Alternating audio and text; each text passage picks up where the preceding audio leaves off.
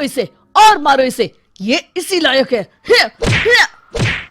अरे मारो यार। सरपंच जी, कालिया को चोरी करते हुए हम सब ने रंगे हाथ पकड़ा है। अब इसे गांव से बाहर निकाल देने में ही हम सबकी भलाई है।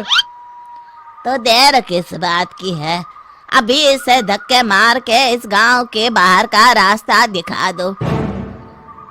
अरे सरपंच ऐसा मत करिए, मुझे एक मौका और दीजिए, मैं दोबारा कभी चोरी नहीं करूंगा।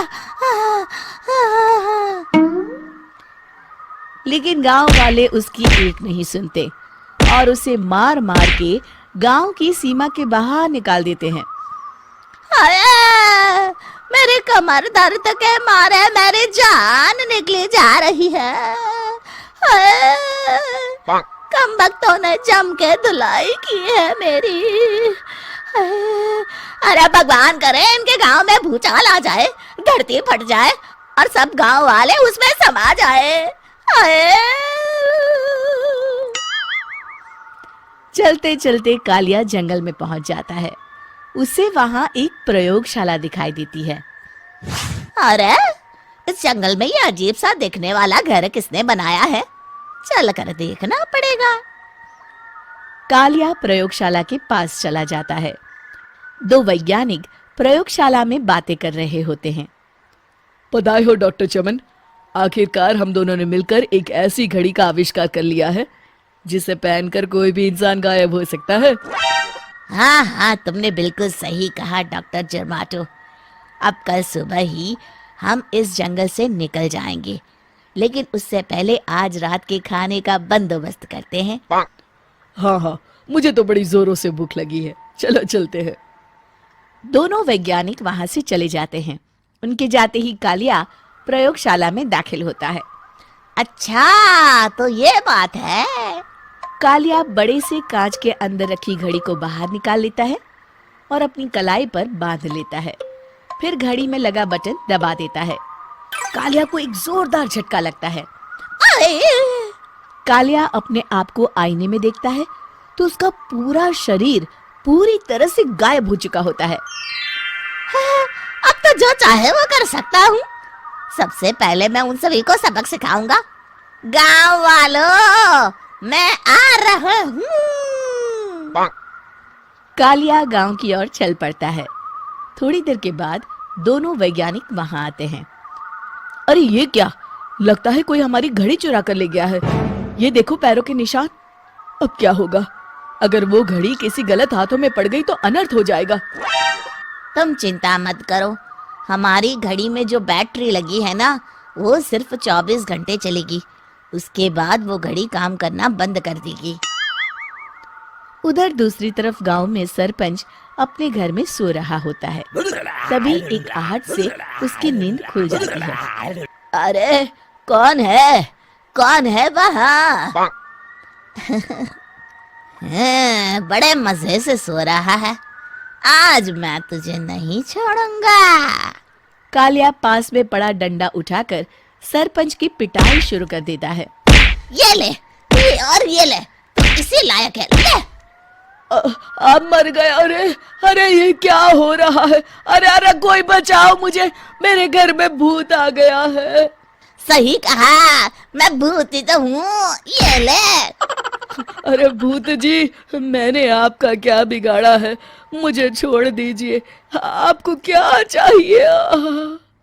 तेरे घर में जितना भी पैसा है ना, मुझे ला कर दे दे, तब मैं तुझे छोड़ दूंगा और यहाँ से चला जाऊंगा। सरपंच अपनी तिजोरी से पैसे निकालकर एक बड़े कपड़े में बांधकर जमीन पर रख देता है और कालिया वो सारा पैसा लेकर वहां से चला जाता है। दूसरी तरफ जमींदार गांव के चौराहे पर खड़ा कुछ लोगों से बात कर रहा होता है। इस कमीने जमींदार ने भी मुझे बहुत पीटा था, इससे भी बदला लेना तो बनता है। हाँ? जमींदार अचानक अपने आप को चांटे मारने लगता है।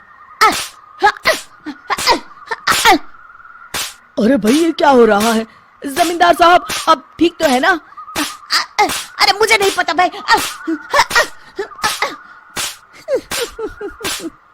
अरे मर गए रे, ये तो पक्का किसी भूत प्रेत का काम है। जमींदार के अंदर कोई भूत आ गया है, इससे पहले कि ये हमारे अंदर आ जाए। मनोहर भाई, अपनी जान बचानी है तो भागो यहाँ से। ये क्या? अरे बाप रे बाप, मुझे तो भूतों से बड़ा डर लगता है। मैं तो चला यहाँ से। अगली सुबह इस घटना से पूरे गांव में दहशत फैल जाती है। सभी गांव वाले आपस में बात करने लगते हैं। अरे भाई, पता नहीं कहाँ से हमारे गांव में एक भूत आ गया है। उसने कल रात को सरपंच और जमींदार की खूब पिटाई की और उनके सारे पैसे भी लेकर चला गया। हाँ भाई हाँ, ये भूत तो मुझे बड़ा अजीब लगता है।